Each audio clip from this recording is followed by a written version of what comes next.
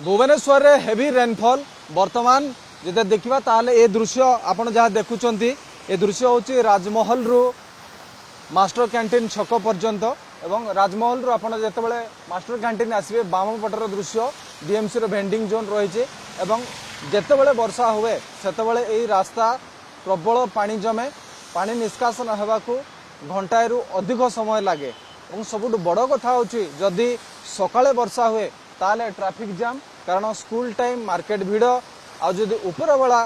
वर्षा है वर्तमान टाइम रे ताहले मध्य एटे ट्रैफिक जाम बेसी देखा मिले कहीं स्कूल छुट्टी ता सहित मार्केट को जीवा आसवा करने लोक मैंने यही रास्ता को व्यवहार करिथांती एवं राजमहल रु जदि सीधा सड़क मास्टर कैंटीन आड़ को आसबे ताहले पाखापाखि 100 मीटर जो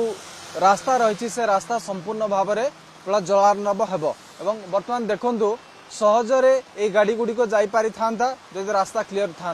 किंतु पानी जेहेतु जमीची नुआ गाड़ी जो माने ए रूट रे ड्राइव कर रास्तार पोजिशन जानीपारे ना खालखमा अच्छी कि नहीं ता से गेस करें नहीं तेणु बाध्य से स्लो रे गाड़ी चलेबे जहाँ वर्तमान ट्रैफिक जाम हुए एवं समय जदि हम देखा ताहले वर्तमान भुवनेश्वर में वर्षा बढ़ुची ताकू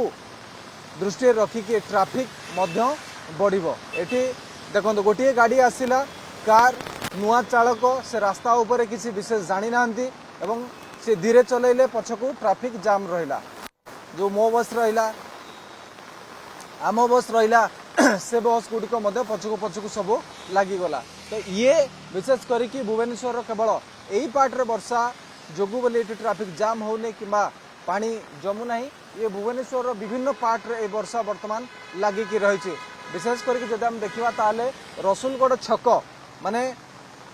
रसुलगढ़ छकरू जदि कल्पना छक को आसबे ताहले प्राय कटक रोड रो 5-6 स्थान ये पानी जमी थाए और खाली पानी जमे नहीं सेठी ट्रैफिक जाम हुए तो ये वर्तमान ट्रैफिक जाम ता सहित वर्षार परिमाण जदि आगू को बढ़ला ताहले